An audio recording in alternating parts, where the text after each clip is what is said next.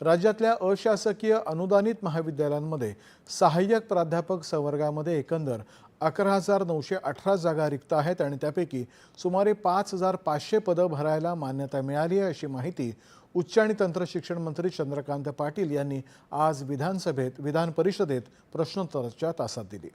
केंद्र सरकारच्या किंमत स्थिरता निधी योजनेअंतर्गत कांदा उत्पादक शेतकऱ्यांकडून नाफेडनं 1,37,000 मेट्रिक टन आणि NCCFनं 1,40,000 मेट्रिक टन एवढा कांदा खरेदी करण्यात आला असून दिल्ली, आसाम तसंच इतर राज्यांमध्ये त्याची विक्री झाली आहे। मंत्री संजय सावकरे यांनी आज विधान परिषदेत ही माहिती प्रश्नोत्तराच्या तासात दिली।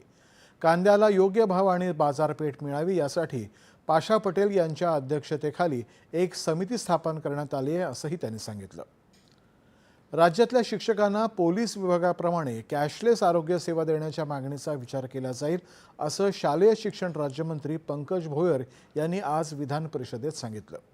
प्रशासकीय कामाचा वाढता व्याप आणि नागरिकांची सोय लक्षात घेता राज्य सरकारनं 11 जिल्ह्यांमध्ये नवीन अपर जिल्हाधिकारी कार्यालय सुरू करण्याचा निर्णय घेतलाय, अशी माहिती महसूल मंत्री चंद्रशेखर बावनकुळे यांनी विधान परिषदेत दिली। प्रत्येक कार्यालयासाठी 13 पदं याप्रमाणे एकूण 143 नवीन पदांच्या निर्मितीलाही सरकारनं मान्यता दिली आहे।